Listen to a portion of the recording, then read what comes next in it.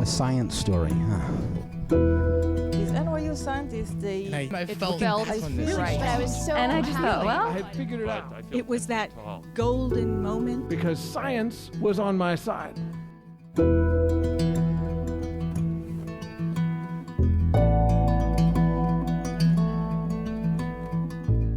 Hey everyone, welcome to the Story Collider, where true personal stories about science help us to discover how weird and wonderful it is to exist in this world and be a human.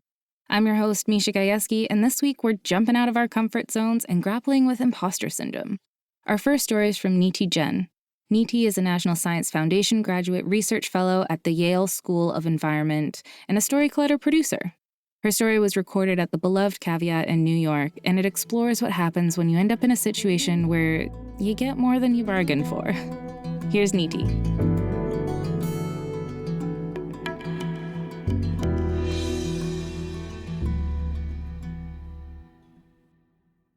I have always had the freedom to choose what it is that I want to do, and let me tell you, that is not the typical immigrant experience.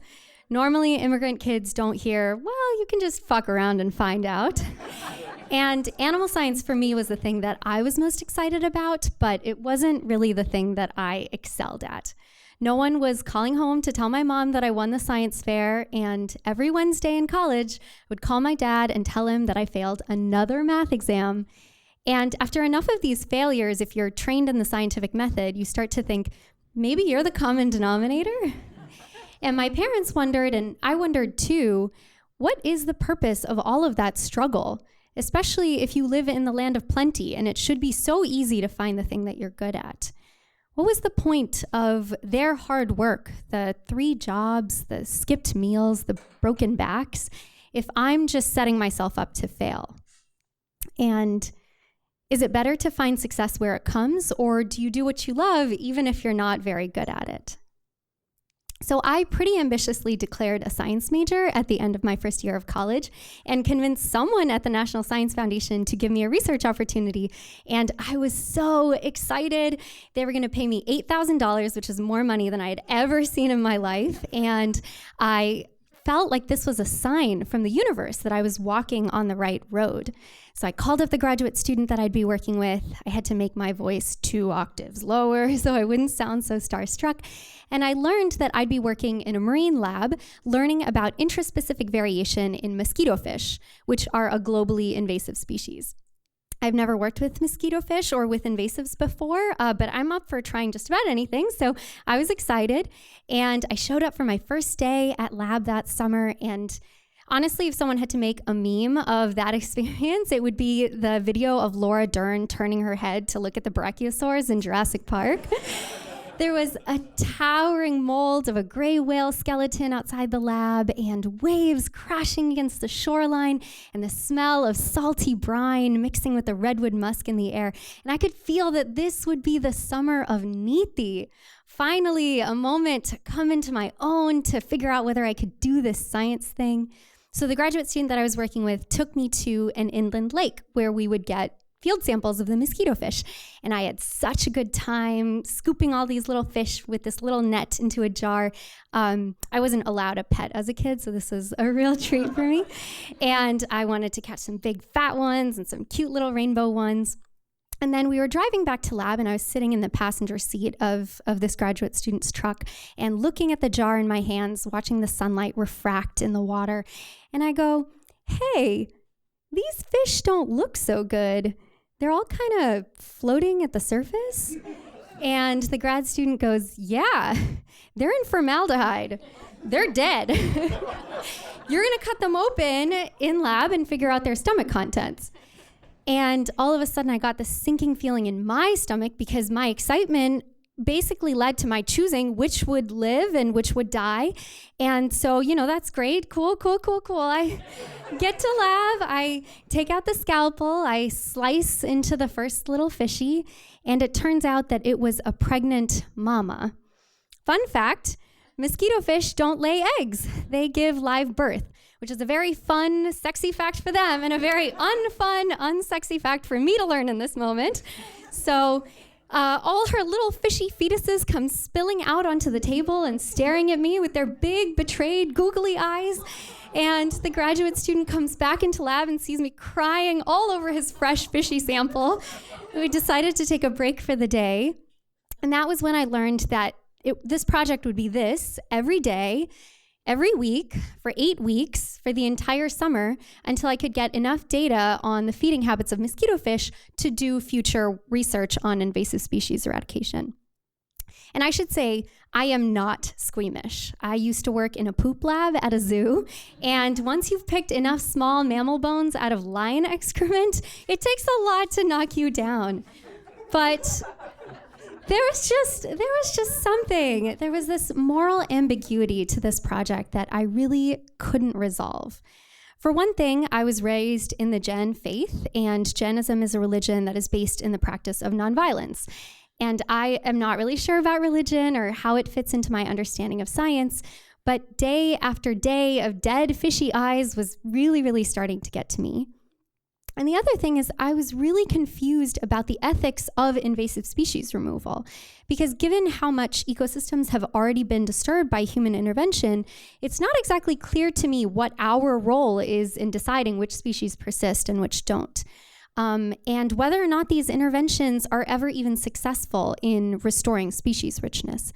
So there was this dissonance between what I was doing and what I believed in, and I really struggled with that. I cried every day that week. I cried on my way to lab. I cried at lunchtime. I cried on my way back to my dorm room. And finally, at the end of the week, I worked up the courage to talk to my faculty advisor and tell him that I was really struggling with the nature of this project.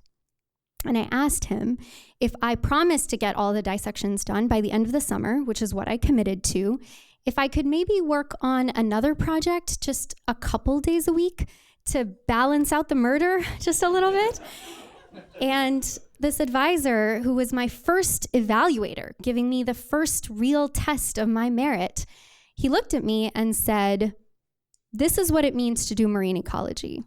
And if you're not comfortable with it, you're probably not cut out to be a scientist." In that moment, it felt like he had confirmed the nightmare, that I was some kind of imposter, that I had oversold my knowledge and my ability to do the work, and that someone made a mistake in admitting me. So I called up my dad, I told him to pick me up that weekend, and we were gonna figure out how to return the stipend and go home. And I could see so clearly that this was the crossroads. This path was going to be such a thicket of trees with so many stumbles and so many falls. And it would be so easy for me to do something else, to pick up a track that I had forgotten about, to try to find the success that I could see people around me finding. But I didn't feel ready to go home. So I went back to my dorm room, I told my roommates what happened, and these incredible, badass, won't take no for an answer women told me to march my ass to the program coordinator's office and ask for another option. So one of my roommates coached me on the phone while the other one handed me the car keys. It was a 16-passenger van with no windows, so I can't even imagine how ridiculous I looked hunched over the wheel of this car, sobbing as I'm crawling down the street at 5 miles an hour. And I get into this program director's office, and before I even cross her threshold, I blurt out the fish and the dead mama and the dead babies and the crying and the "you're not cut out for this." And she takes charge immediately. Because she was the program director, she was able to work with me to see if we could make something work with the original lab, and it just wasn't working out. So she offered me a spot in her bee lab for the summer, and that's what I spent the summer doing. I wish I could tell you it was so easy, just a total dream, but actually all of my flowers died in the first week, and so I had nothing to feed my bees with. So I designed artificial flowers, and that ended up being the first successful set of behavioral trials in history ever run with native bees. And I like to think that somewhere out there, those bees are telling their bee friends that they got to beta test the newest flower software update. In hindsight, I realized that there is something so extraordinary about doing something and not knowing if you're going to come out on the other side. It makes you feel like you're doing something real, Like you're part of a species in evolutionary history that runs and reaches and keeps pushing despite everything in nature working against it. And I want to take the feedback of the people around me. I want to grow where I have blind spots, but I will never, ever let someone tell me what I can and can't do. And I am not going to be part of a system that keeps people out. I will spend the rest of my career making sure that nobody ever feels like science isn't for them. And next month, I'm going to be walking across the stage with my graduate degree. The National Science Foundation totally came through for me. They paid for me to become a scientist, full ride. And to the question of what is the purpose of struggle? Do you do what you love, even if you're not very good at it? The purpose of struggle, at least for me, is that it lights the fire every day. It seasons the taste of success, and it makes me feel alive. And I'm my parents' daughter. I think working hard is what makes something worth doing. Thank you so much.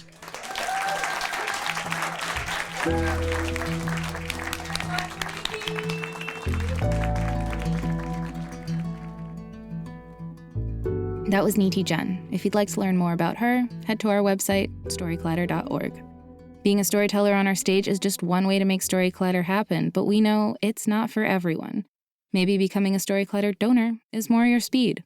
Storyclatter donors play an increasingly important role in our ability to bring you this podcast. We're really in this together.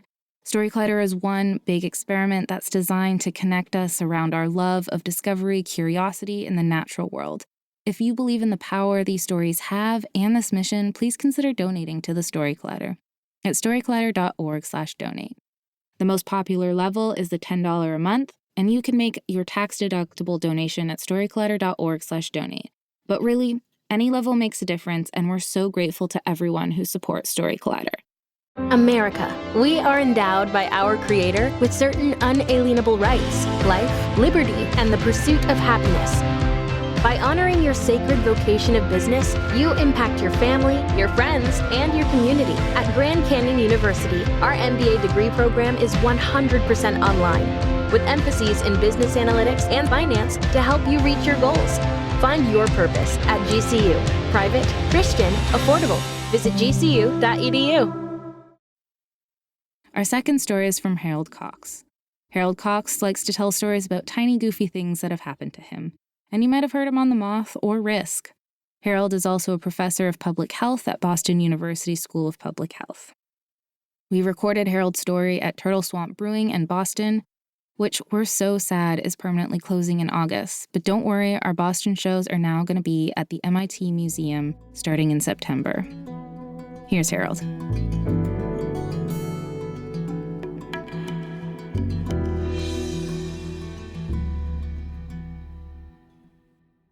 When I got hired, I went immediately to talk to my 90-year-old aunt. She was in her rocking chair and she was in her bedroom. And I said, "Aunt B, I just got this brand new job. I am going to be the Chief Public Health Officer for the city of Cambridge, Massachusetts."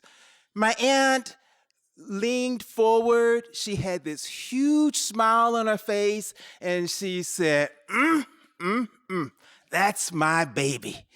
And I then said, "Aunt B, in this job, I am going to talk to the chief of police. I'm going to talk to all the black pastors in town. I'm even going to have conversations with the president of Harvard University." My aunt stopped rocking and she leaned forward again. And this time she had kind of an inquisitive look on her face. And she said, "Baby, that's nice. But well, what you do?" My aunt was as confused about what public health is as most people are. It's very difficult to try to explain to people. So I tried a couple of other things, and I said, here's the things I'm going to be doing. And my aunt listened, and then she put her head against the backboard, and she closed her eyes, and she went to sleep. She'd had enough. She'd had enough. But the question that she asked me, "Baby, what you do," was a question that just lingered with me. And at the same time that question lingered with me, I also started hearing a number of other questions that I was asking myself. Well, what are you going to do? Do you really know what you're going to do? Are you good enough? Why did they hire you? And what I realized was that my imposter syndrome was coming up again. This is something I was very, very familiar with. Imposter syndrome, is that thing where you're asking yourself, are you good enough? And sometimes I'd ask myself that question so many times that it had become so debilitating that there were things that I would just stop doing. So for instance, I didn't finish my doctorate degree largely because of imposter syndrome.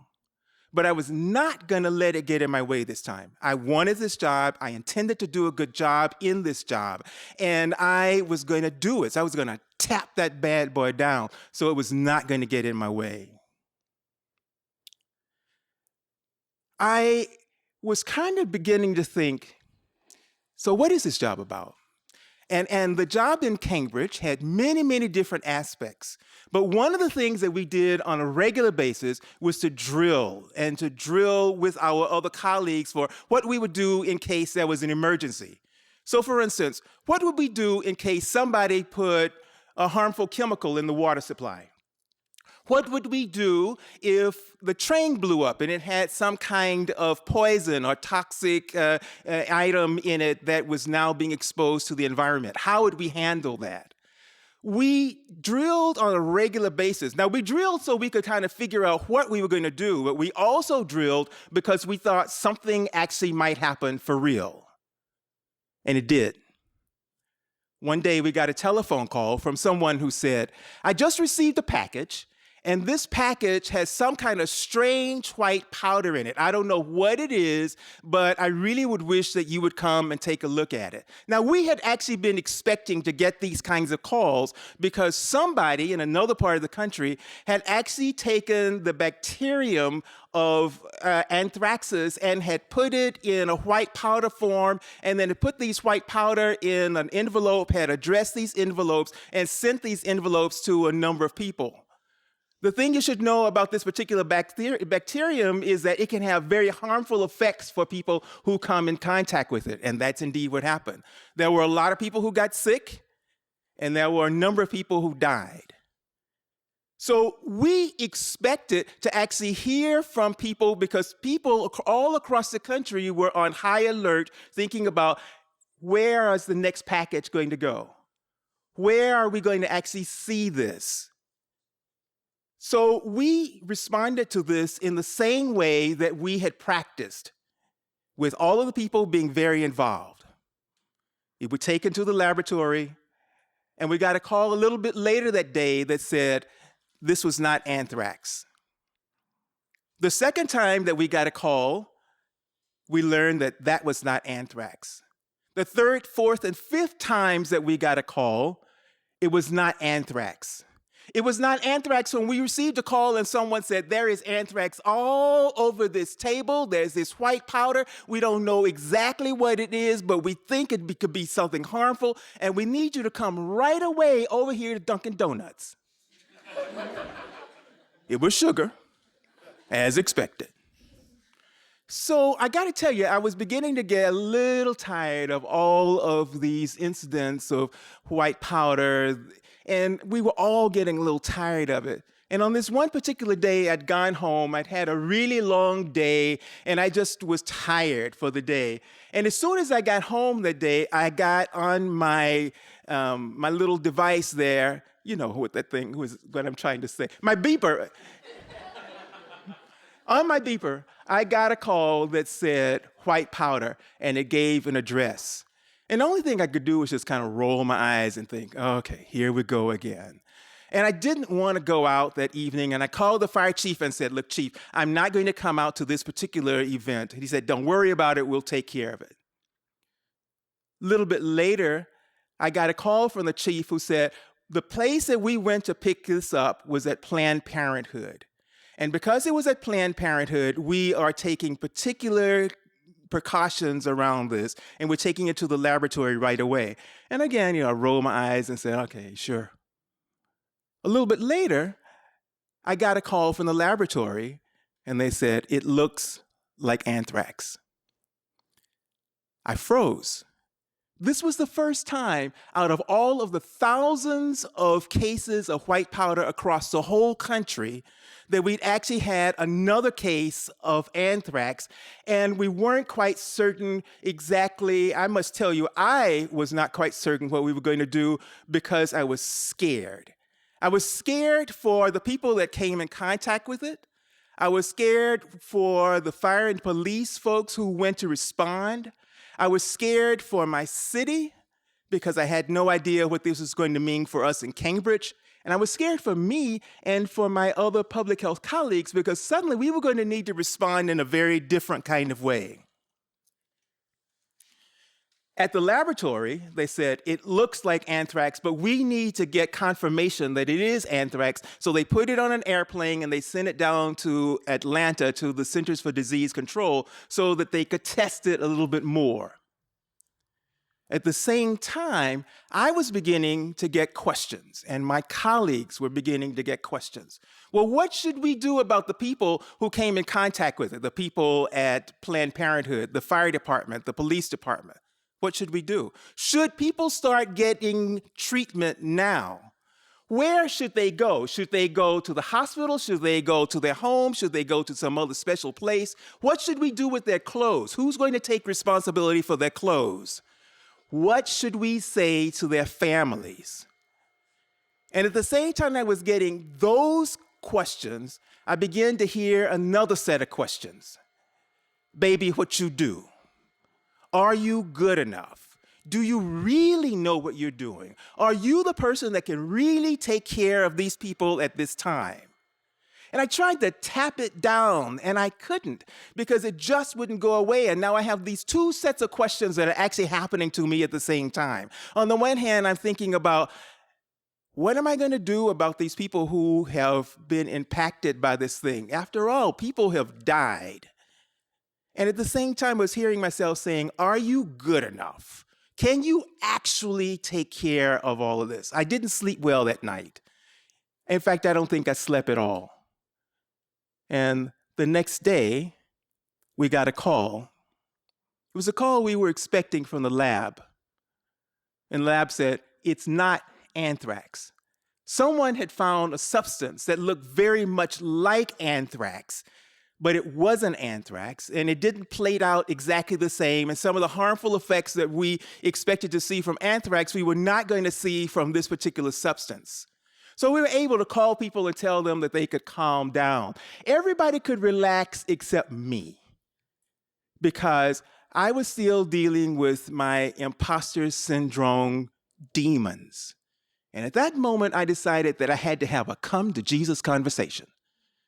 Are you going to continue to live like this? Are you going to continue to ask these questions about whether you're good enough at the same time that you're trying to do your work? And I decided I had to do something about it. So at that particular moment, I decided that I needed to start working with some of my colleagues and some of my mentors to actually understand what my job was about and how I performed in my job. I also needed to begin to think about, how do I tap down the negative messages so that I can bring forth the positive messages about things that were happening in this particular community and that I was doing here. I began to understand also that getting rid of anthrax and getting rid of imposter syndrome is not just a one-time thing. It's not something you just simply say, okay, I'm done, it's over. It requires practice. In much the same way that we had to rehearse and had to drill for those emergencies, thinking about imposter syndrome also requires for you to think about what you're doing and continue to practice on a continuous basis to push that down. And now, some 20 plus years later, I still have imposter syndrome, but it is well under control. I now know I am good enough. I know that I do belong in the settings that I'm in. And I also know that when people ask me what is public health, and they say, baby, what you do? I got an answer for them. Public health is about protecting and enhancing the health of the public. It's that simple. So now I have something for you, now that I'm sure about what I'm doing. If you ever have one of those instances when you have white powder and you're wondering whether it is anthrax or whether it is sugar? Call me.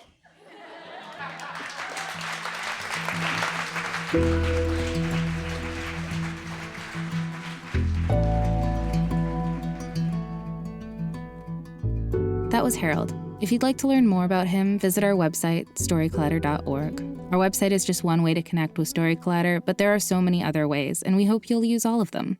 You can always follow us on social media. We're on Facebook, Twitter, Instagram, and TikTok. Head to storyclatter.org to become a financial supporter. Or if you want to tell a story on our stage right now, we're looking for astronomy stories for a special upcoming show in St. Louis. Submit your pitch at storyclatter.org/submissions before August 15th. The Storyclatter is very grateful for the support of Science Sandbox, a Simons Foundation initiative dedicated to engaging everyone with the process of science. This podcast is produced by me, Misha Gajewski, along with Nikisha Roberts-Washington, Jen Chen, and Aaron Barker, Executive Director and co-founder of The Storyclatter. The stories featured in today's episode were from shows produced by Christine Gentry, Paula Croxon, Catherine Rue, and Bart Thompson. Special thanks goes out to the Storyclatter's board and staff, including Anne-Marie Lonsdale, Edith Gonzalez, and Lindsay Cooper. Our theme music is by Ghost, and next week I'll be back with stories about overthinking and repetitive thoughts. Until then, thanks so much for listening.